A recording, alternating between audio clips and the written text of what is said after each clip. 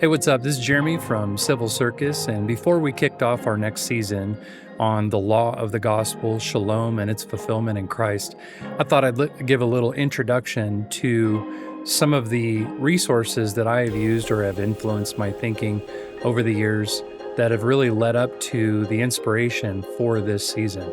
So before we dive into all the resources, I'll be leaving a link in the description below so that you have access to all the resources that I'll be mentioning here. The first of which would be the L'Abri Ideas Library, founded by Francis Schaeffer.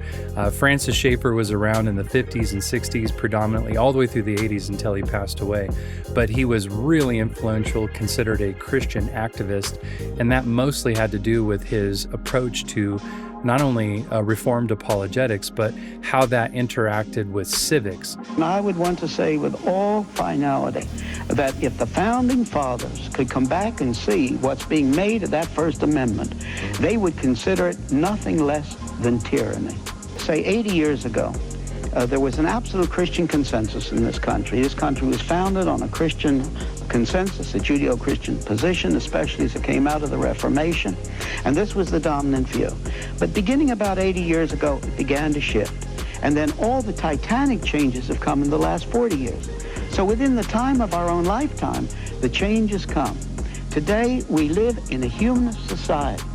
They control the schools, they control public television, they control the media in general. And what we have to say is we live in a humanist society. But we're moving very, very rapidly toward a totally humanist society. And if we don't hurry up and do something, we're really in trouble. And so you can find his works, just look up, do a Google search on L'Abri Ideas Library. And again, there will be a link to the description below for this. But I highly recommend that. The L'Abri Ideas Library is a fantastic resource, and they're actually still doing lectures to this very day at all the L'Abri locations, which also can be found at each one of their individual sites. The second would be the renowned series, Defending the Christian Worldview Against All Opposition by Greg Bahnsen. I believe that's 22 lectures, but man, if you want to dig into the differences between faith and reason, reason or faith, if you want to get into basic worldview training, at least an exposure to philosophy and its overlap with theology and how we can better understand worldviews and the way the Christian worldview comes into collision with them, I highly recommend that series. I must have listened to that lecture series, dozens of times up until this point. So definitely recommend that. You'll definitely want to check that out for sure. Again, link in the description below. All right, of the first of the 7 resources that I would consider to be some of the most important resources would be Greg Bahnsen's Presuppositional Apologetics, Stated and Defended. This work here, incredibly pivotal in my thinking in terms of breaking down really what the methodology is all about, trying to better understand it. Listen to this quote by Gary DeMar on their website, American Vision, referencing this work. This volume has been referred to as a systematic counterpart to Bahnsen's earlier publication, Van Til's Apologetic Reading and Analysis, which is this work here. This work is amazing.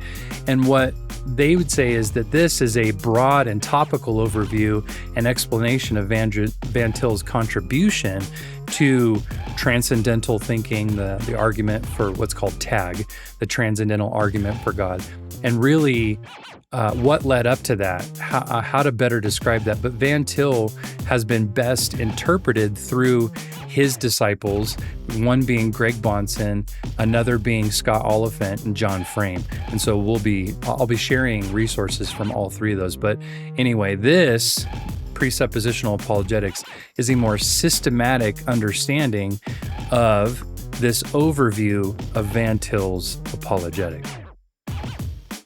So I mentioned earlier the lecture series, Defending the Christian Worldview Against All Opposition. Number 3 and number 4 are companion series that are a bookification, if that's even a word, you describe it that way, of that lecture series. So the first would be Against All Opposition, Defending the Christian Worldview. This one, again, deals with a breakdown of faith and reason. What are the foundations of our faith?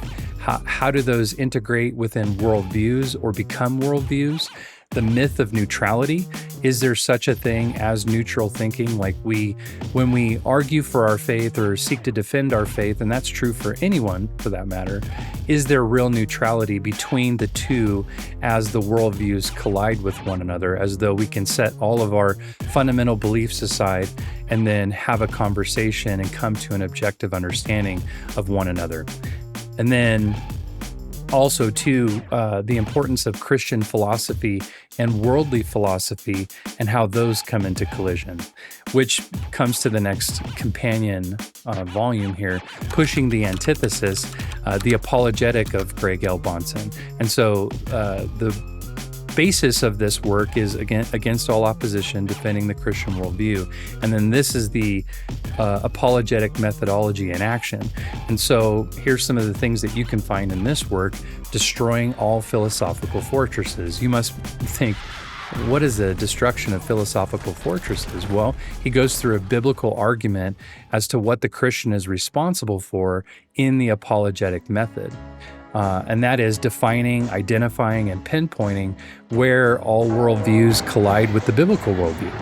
And that in that collision, what's important for the Christian to understand as they're defending the Christian worldview. And that goes with how to approach the unbeliever in a conversation around biblical worldview and their worldviews, how to identify what the unbeliever's worldview actually is. Van Til would say there are only two. There's the biblical worldview and its nuances, and then all the unbelieving worldviews are really one worldview and all their nuances. He also deals with the problem of moral absolutes and universals, also personal freedom and dignity, so you definitely want to check out that volume. All right, number 5 on the list is Covenantal Apologetics, Principles and Practice in Defense of Our Faith by K. Scott Oliphint, who studied under Van Til and recently retired from the chair of apologetics at Westminster Theological Seminary in Philadelphia.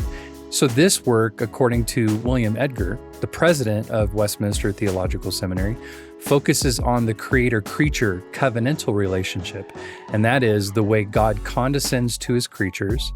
Oliphint argues that apologetics should be conducted by reaffirming the way God remains God, and yet truly, that is covenantally speaking, relates to the real world that he has made, and then shows how our response should be lost in wonder, love, and praise. So within that work, he wants to really express a need for readiness, always being ready to give a defense for the hope that lies within us, setting apart Christ as Lord in our hearts as we approach the unbeliever.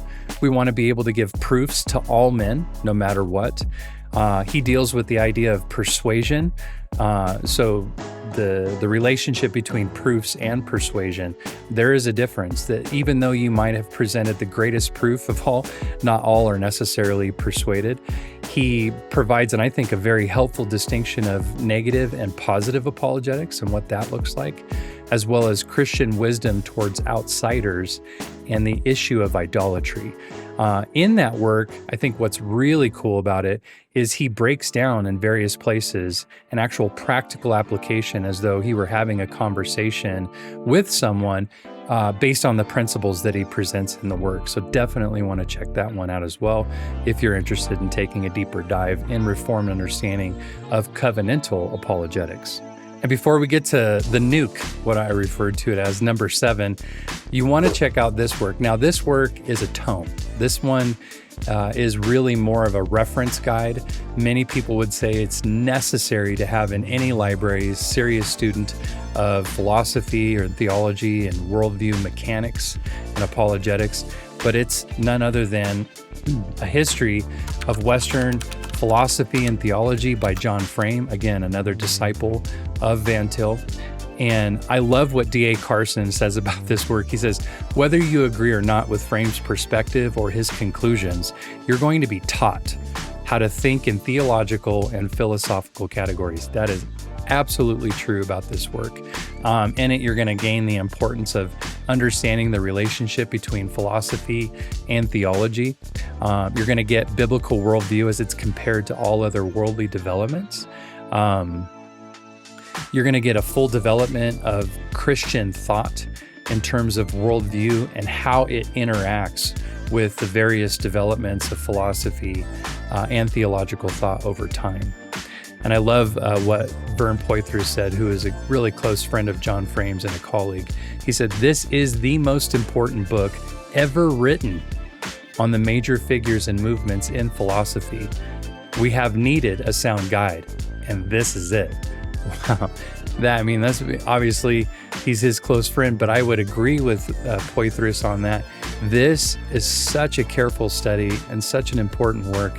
And what I think I love the most about it is he traces the developments over time. He tries to categorize various schools of thought, trace their developments and even the overlapping, like what thought beget the next major paradigm shift, to use Kuhn's language, these paradigm shifts over time and what contributed to those and how the biblical worldview has interacted with them over time. And then he gives his various biblical critiques on those views. Very helpful, especially for those, again, wanting to take a deeper dive into Christian thought, understanding of philosophy and theology and its developments. And then lastly, as I promised, guys, this is the nuke. This is the objective proof for Christianity. You heard it right. It is the objective proof for Christianity. The presuppositionalism of Cornelius Van Til and Greg Bahnsen, as expressed by Mike Butler, who is a disciple of Greg Bahnsen's. And so this work here, man, I tell you what, guys, incredible when you think about the fact that there is an objective proof for Christianity. I mean, what do most of the skeptics say out there? What do the most unbelievers say out there? There is no such thing as an objective proof. Not one Christian ever has produced evidence. He didn't either, nor can you. No one can. It doesn't exist. Right? Well, they say otherwise. This book here presents a case for the objective proof of Christianity.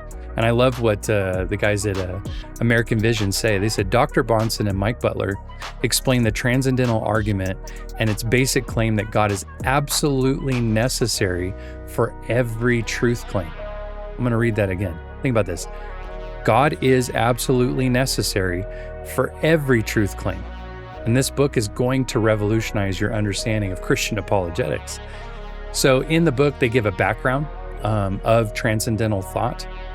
That is the basics of transcendental argument and its history. 4 types of proof that are most common among Christian apologists. One is rationalistic, empiricist, pragmatic, and then transcendental. And then they also deal in here with proof and persuasion. Just because we give excellent proof for something or even a great argument on behalf of something doesn't necessarily mean that those who are listening to that argument or the proof as it's being presented is going to be persuaded. And I think that's really important because they have commitments. What most people don't take for granted, going back to that myth of neutrality, that this idea we approach every argument or the examination of proofs or facts, for that matter, neutral. We don't. We have pre-commitments that we walk into that inspection or the hearing of an argument with, and we're committed firmly to that, especially the more basic they are, meaning the more firmly we believe them, that our entire perspective of reality, our worldview, is based on. And so they deal with that. I think it's a really important factor to remember as you're presenting the Christian faith, and especially from a Reformed perspective, that if you really believe that people are, as Paul says in Ephesians 2, dead in their trespasses and sin, that they must be made alive in Christ, that us being born again is a work of the Spirit of God, that people are spiritually discerned, that they are unwilling to accept the evidence because, as Paul says in Romans 1, that they are defiant of the living God. They're in full rebellion, that they suppress the truth that can be known. As a matter of fact, the truth of God's existence is so obvious to them, they are left without an excuse, that Paul says, he uses the word unapologetus, which is without a defense. If that is true, if that's the case, then they're probably not going to be persuaded. So it's not a matter of us convincing them into the kingdom of God. It's standing firm in the truth. And so understanding the difference between proof and persuasion is incredibly important. And I think they do a great job in this book of demonstrating that. Also, too, the book interacts with Kant and his influence over Van Til. Many have said, especially his critics, have said, well, this is nothing more than a reformulated Kantian perspective, and they deal with that. And it's funny because Van Til would say, yeah, of course I've been influenced by Kant, but Kant had it wrong, and here's why. And so you can definitely check that out in the book. And also, too, I think what's important, dealing with rationalistic, empiricist, or pragmatic arguments, the failure of non-transcendental approaches to answer skepticism. They fall utterly short. And so they deal with that at length in the book as well. I think one important factor that the book deals with is interactions with contemporary perspectives of transcendental arguments and their debates. And so there are many critics of Van Til who have come along and say, Van Til's flawed in this way or the other. And so they deal with those criticisms, Bahnsen particularly, and Michael Butler as well in there. And so I think that's really important to understand. We can't just say, well, we think we have the objective proof and never deal with the criticisms of those, especially those from a very high scholarly or academic philosophical level. We have to deal with those criticisms, and if what they're saying is true, then we have to set aside our claim, correct? I mean, if they can refute that there is objective proof for God and that the transcendental method isn't really what it's cracked up to be, then we have to take that serious. And then lastly, they deal with Van Til's transcendental program. So they give a summary of his argumentation, commendations on Van Til's method, the uniqueness of presuppositional reasoning, and then the critics again at the very end, and John Frame's response to that, which I think is very helpful to understand, especially from a man who studied under Van Til, knows his system very well, has his own criticisms of Van Til's approach, but believes that there's a lot to be gleaned from and understood from Van Til. Really, John Frame is not a negative critic in the sense that he believed that there was nothing to be had. Obviously, I just shared his history of Western philosophy and theology, which is that book is dedicated to Van Til. You have a man who is actually trying to advance Van Til's approach and refine it, not destroy it. And so I think it's really helpful to hear John Frame's response. So that's it. That's number 7. And I hope that, again, all of the links for these materials will be in the description below. I hope they're a blessing to you guys as much as they have been for me. I would love to hear your thoughts in the comments. If you think there are other works that would be very helpful in terms of our next season here as we deal with the various transcendental approaches like the good, the true, the beautiful, glory, wisdom, and others, aesthetics, all that great stuff. As we deal with that, if you think there are other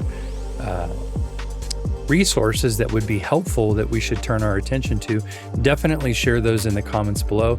If you have thoughts about this particular approach or maybe some arguments or debates that you would like us to take a look at and maybe work through together, we'd love to do that with you. We are on a mission to best represent Christ our Lord, who is King, seated on the throne, and to draw men to him in the wisdom of Christ. And so anything that can help with that, we would greatly appreciate. But other than that, those are the resources. And again, hope they're a blessing to you. God bless. Go away! Read some books!